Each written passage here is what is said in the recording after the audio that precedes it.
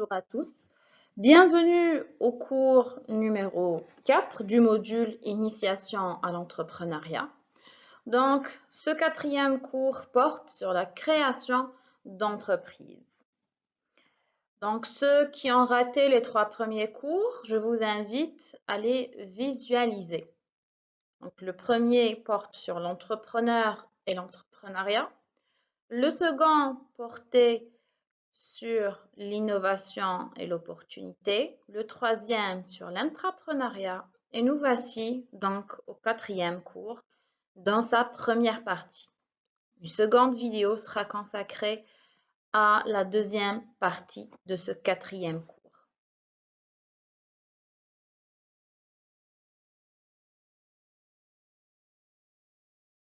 Je commence souvent le cours par poser la question à mes étudiants: quelle est selon vous la première étape de création d'entreprise?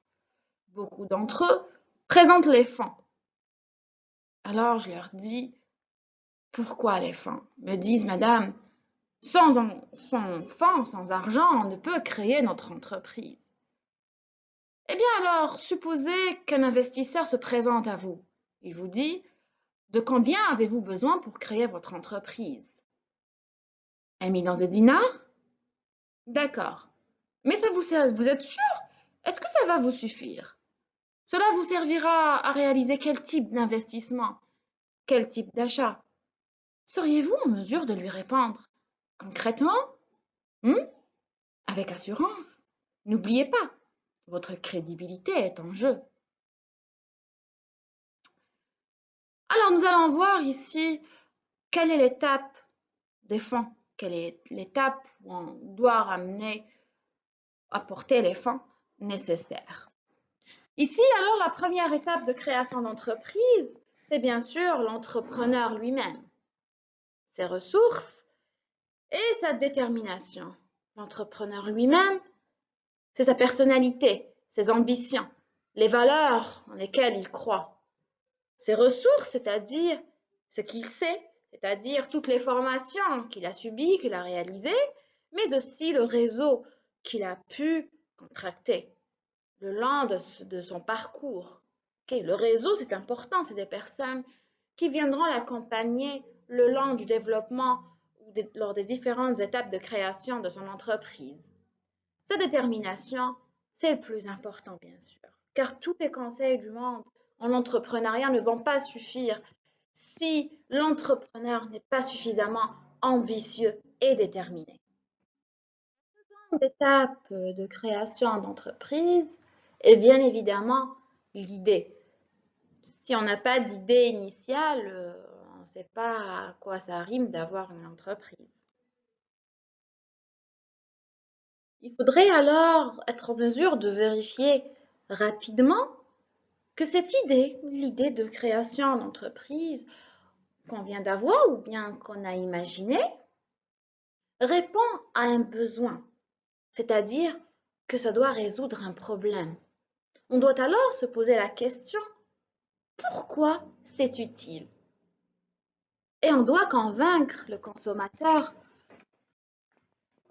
que ce bien-là qu'on va proposer répond à un besoin, que c'est utile pour lui, que lorsqu'il va l'acheter, ça va lui servir à quelque chose. Pour nous assurer donc rapidement que notre idée a un intérêt pour de potentiels clients, donc si on a des clients qui peuvent venir acheter notre produit, il est important de vérifier que notre idée répond à un besoin. La notion de besoin est primordiale. Donc, il y a l'entrepreneur lui-même, ses ressources, sa détermination. Une fois qu'on a vérifié que tous ces ingrédients sont présents, on passe à l'idée, on vérifie rapidement que notre idée répond à un besoin exprimé par le client qui existe sur le marché. On passe donc à l'élaboration du business model. Le business model, c'est quoi? Eh bien, c'est une description générale de votre projet, du projet de l'entrepreneur.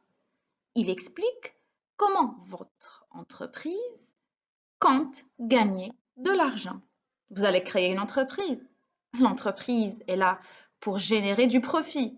Donc, comment avez-vous l'intention de le réaliser, ce profit? Voici un exemple du BMC, Business Model Canva. Le business model reprend les éléments essentiels de l'entreprise.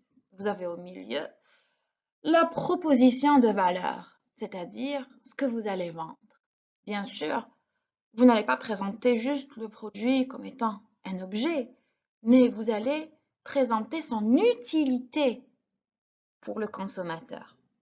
C'est-à-dire, s'il répond à un besoin, donc vous devez vendre une satisfaction. Vous devez vous concentrer là-dessus. Vous allez présenter également votre relation client, Customer Relationship, votre canal de vente et de distribution, donc channel, votre segment de clients, Customer Segment, c'est-à-dire est-ce que votre produit est destiné aux femmes? Est-ce qu'il est destiné aux enfants? Est-ce qu'il est destiné aux seniors? Est-ce qu'il est destiné aux teenagers, aux adolescents? Alors, vos revenus, vos partenaires clés, vos activités clés, vos ressources clés, ainsi que la structure de vos coûts. C'est-à-dire, qu'est-ce que vous avez l'intention d'acheter? Quel type d'investissement allez-vous réaliser? Le business model vous permet d'expliquer facilement le projet à des tiers dans les premiers moments de la création d'entreprise. Oui, madame, mais qui sont ces tiers? Eh bien, les tiers, ça peut être nos partenaires clés. Pour créer notre entreprise, pour qu'elle commence en activité, nous avons besoin de fournisseurs. Nous allons devoir acheter des matières premières, probablement.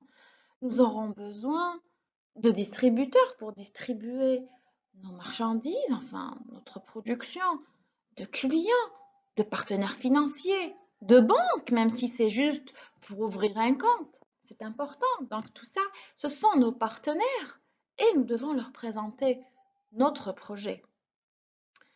Il va falloir faire adhérer des gens à notre projet, mais surtout, ceci va nous permettre de garder un fil rouge pour toutes les étapes de création d'entreprise qui vont suivre. C'est-à-dire, à chaque nouvelle étape, nous allons revenir vers ce business model et dire, attends, qu'on vérifie, oui, c'est toujours le bon segment de clients. Est-ce que c'est toujours le même produit? Est-ce que, par exemple, notre yaourt va être toujours une petite boîte de 100 grammes? Hein? Ne devrions-nous pas changer vers une bouteille? C'est toujours le yaourt bio nature, sans fruits. Okay? Donc, nous allons à chaque fois revenir vers notre projet initial et voir si ça tient toujours la route ou devrions-nous changer des éléments.